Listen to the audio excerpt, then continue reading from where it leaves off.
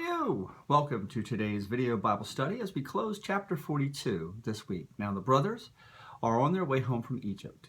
Simeon is being held hostage by the second in command of all the land of Egypt. And of course, the brothers have no idea it's their own brother Joseph. They stopped for the night and they found an unwanted surprise in one of their sacks of grain. So let's take a look at that. That's starting with verse 27 in chapter 42. At the place where they stopped for the night, one of them opened his sack to get feed for his donkey and saw his silver in the mouth of the sack. "My silver has been returned," he said to his brothers. "Here it is in my sack." Their hearts sank, and they turned to each other trembling and said, "What is this that God has done to us?" When they came to their father, Jacob, in the land of Canaan, they told him all that had happened to them. They said, "The man who was lord over the land spoke harshly to us and treated us as though we were spies on the land. But we said to him, 'We are honest men. We are not spies. We were 12 brothers, sons of one father. One is no more, and the youngest is now with our father in Canaan.' Then the man who was lord over the land said to us, 'This is how I will know whether you are honest men. Leave one of your brothers here with me, and take food for your starving households, and go. But bring your youngest brother to me, so I will know that you are not spies, but truly are honest men.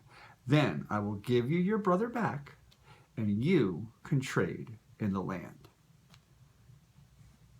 So here's the situation. If we were able to get something for free, we might think, wow, it's a great thing. That is not the way the brothers felt. Is anything truly free? Do you notice a lot of the free offers you get cost you money? No. The fact of the matter is, that's the way the brothers looked at it. And remember, they'd been in prison 3 days. They did not want to go back. They were accused of being spies. Now, they were afraid of being accused of stealing. They opened the sack of grain, and there's the silver. Verse 28 tells us their hearts sank. They didn't expect to ever see the money that they had spent. They turned to each other trembling, saying to one another, "What is this that God has done to us?" Isn't that interesting? God did it? What has God done to us? Now, Hinton says they were feeling this as a bad omen, which, there were cultures certainly in those days that did look at life that way. There's still cultures that look at life that way now. MacArthur and I believe, though, they were feeling guilty. See, they'd made the connection between what was happening now and what happened to Joseph. This was punishment to them. But could it also be a trap? They couldn't go back. They didn't have Benjamin. Would this brother be accused of stealing and arrested? After all, they had spent time in an Egyptian prison already, and they were not looking forward to going back to prison. They were frightened. What could this mean? What was going on? What was happening? Now, remember they had other provisions. So at this point, they didn't check the other sacks. Maybe they were afraid to. Linda Hinton, though, has a different opinion of what's happening here. And now's as good a time as any to talk about it. You see, traditional students and commentators felt that the first 5 books of the Bible were written by one person, and that one person, for the real traditional scholars, was Moses. The Book of Moses, they're often called, especially among Jewish circles, Hebrew circles. Now, some of them have moved away from this, understanding that these stories were preserved over time and then recorded. That being said, modern theologians look at it differently. They believe the writings were compiled and then edited, and humans make mistakes, so mistakes happened in editing. Look at it Hinton's way. Here we are told a brother discovers silver still in the bag, and later we are told that all were emptying their sacks and discovered the silver. So to Hinton, it's 2 sources that they edited incorrectly. Think of it this way. Later, one story says it happened when they spent the night. The other said it happened when they arrived at home. So I just want you to understand Hinton's point. Now, that being said, traditionalists look at this as a two-part story. In other words, one opens the sack, then the rest opens the sack later. I'm going to treat it that way, but for a different reason. I'm treating it because it's a verse-by-verse study.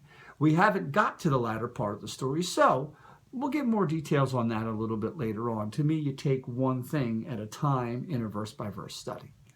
So, when the brothers arrive in Canaan, they tell their father what happened. Now, notice the part about them being honest still there. Man, that is their story, and they are sticking to it. And in fact, the word honest is mentioned 3 times in the story. Now, they tell Jacob, Simeon is still in Egypt, and the Lord of the land, Joseph, they don't know that, is demanding they bring back their youngest brother, Benjamin. Then Simeon will be freed, and they can trade in the land. Now, this is important. The brothers know that, obviously, having that ability is important, but Joseph knows the famine's going to go on for 7 years, so it's very important that they be able to buy or trade for food. Now we come to the ending, and we reach a stalemate. Let's close our chapter now. We're going to start with verse 35, read that to the end. As they were emptying their sacks, there in each man's sack was his pouch of silver. When they and their father saw the money pouches, they were frightened. Their father Jacob said to them, "You have deprived me of my children. Joseph is no more, and Simeon is no more." How about that? He's looking at Simeon already as if he were no more. And now you want to take Benjamin? Everything is against me. Then Reuben said to his father, "You may put both of my sons to death if I do not bring him back to you. Entrust him to my care, and I will bring him back." But Jacob said, "My son will not go down there with you. His brother is dead, and he is the only one left. If harm comes to him on the journey you are taking, you will bring my gray head down to the grave in sorrow." Now we come to a part where all the sacks are empty, the part we talked about before, and they all see that their silver had been returned. They all didn't pay for what they had received. And Jacob, by the way, here, their father, is just as worried as they are. And then he says, "You have deprived me of my children." A little bit of blaming the messenger here. "You have deprived me of my children. Joseph and Simeon are no more." Now we know that they can get Simeon back. But that is not the way Jacob is looking at this. Do you notice that? He thinks Simeon is gone too, because, as we'll see, he's not willing to do what the leader in the land of Egypt is telling him he has to do. He's devastated. He's lost hope. There is just too much going on. He's overwhelmed. I think that's a good way of saying it. That's the word that John MacArthur uses. Now you want to take Benjamin? Everything is against me. You know, it's sad when someone loses hope, when they're so overcome with emotion and their heart is just breaking. And this is what's happening to Jacob. He's lost so much already, and he's overwhelmed at the prospect of losing more.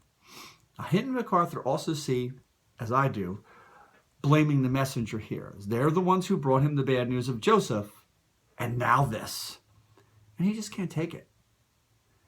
Now we come to what I see as a very bizarre part. Not all the commentators see this the way I do, so let me tell you what they think first. So Reuben, the firstborn, offers the lives of his 2 sons in the place of Benjamin. So the idea here is that should he fail, should Reuben, the oldest son, fail to bring Benjamin back, then his Jacob can kill his own grandsons. This makes no sense to me, but the Zondervan Study Bible sees this as a generous offer. That's what they say. It's a generous offer, and perhaps culturally it was. Hinton sees it as a promise. an exchange of lives if something happens. But I'm with MacArthur on this one. Reuben generously makes an offer to refuse, easy to refuse, easy for Jacob to refuse, because Jacob in this offer gets to kill his own grandsons. What's the point of that? And to be honest with you, that's kind of the way Jacob takes it. Reuben's children would lose their lives if Benjamin lost his. That's bizarre to me. But that being said, you have to remember that when you read the Bible, they have many different traditions than we do. And as the Zondervan Study Bible saw it, this was a tradition that really was an offer of generosity. But man, I just have trouble seeing it that way. How about you? Now, we come to the stalemate. So you have Joseph, the leader in the land of Egypt, who has kept Simeon, and he wants to make sure that they bring back Benjamin. That's the key to him. He needs to know what's happened to his brother. And so on one hand, you have Joseph setting all the cards, setting the deck in a way where they don't have any choice, because he knows the famine's going to last 7 more years. The brothers don't know that, but the brothers know they have said they were going to bring back Benjamin, and that's what they want to do. What Reuben wants to do is to talk to his father in a way where he can get Benjamin back to Egypt. So the brothers here seem to want to go back. So you've got two sides who want to go back to Egypt. And then you have Jacob. He is having none of this. And for now, he wins out. Benjamin stays. He sacrifices Simeon. They're not going back to Egypt. That happens sometimes in relationships. Sometimes we reach a stalemate. And in this case, we'll see that God has a different plan. God has a different plan for his people, Israel, Jacob's sons. It's very different than the plan Jacob has. And God has a way of making things happen. And we'll see what that is next week. Until then, God bless you. Be well.